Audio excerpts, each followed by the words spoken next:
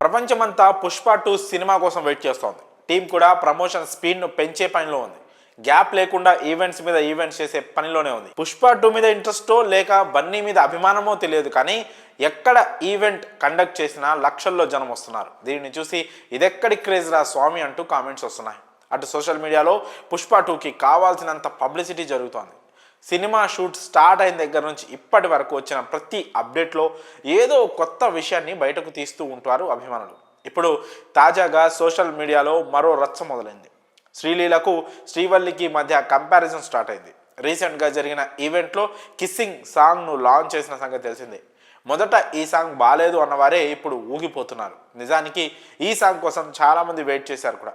సమంతను beat చేయగలదా అనే చర్చలు జరిగాయి. కానీ ఇప్పుడు సాంగ్లో శ్రీలీల ఫ్రేమ్స్ చూసి అంతా ఫిదా అయిపోయారు. సమంత విషయాన్ని కూడా మర్చిపోయారు. ఈ ఒక్క సాంగ్తో శ్రీలీల మళ్ళీ ఫామ్లోకి వచ్చేసిందని తెగ పొగిడేస్తున్నారు. అయితే అసలు మ్యాటర్ ఏంటంటే, మొన్నటి వరకు సమంతతో కంపేర్ చేసిన వారు ఇప్పుడు ఏకంగా రష్మికతోనే పోల్చడం మొదలుపెట్టారు.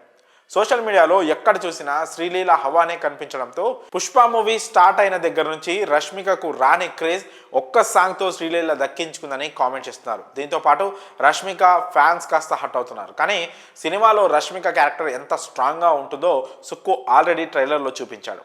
ఇప్పటి వరకు రిలీజ్ చేసిన అప్డేట్స్లో రష్మిక అంత సౌండ్ చేయకపోయినా సినిమాలో మాత్రం అమ్మడిదే పై చెయ్యి అనే టాక్ కూడా ఓవైపు నడుస్తోంది. ఏదేమైనా ఒక సినిమాలో ఇద్దరు హీరోలు లేదా ఇద్దరు హీరోయిన్స్ ఉన్నప్పుడు ఇలాంటి కంపారిజన్స్ అనేవి చాలా కామన్. ఇప్పుడు జరిగేది కూడా ఇదే. ఫ్యాన్స్ ఎలా కామెంట్స్ చేసి కంపేర్ చేసినా ఫైనల్గా వాళ్ళు మాత్రం బాగానే ఉంటారు. కానీ నిజానికి ఒక దర్శకుడికి సినిమాలోని ప్రతి క్యారెక్టర్ ఇంపార్టెంటే. ఆ పర్టిక్యులర్ ఫ్రేమ్కి ఏ విధంగా అయితే ఆ క్యారెక్టర్కు ఎలివేషన్ ఇవ్వాలో ఆ విధంగా ఇస్తూ వారిని చూపిస్తూ ఉంటారు.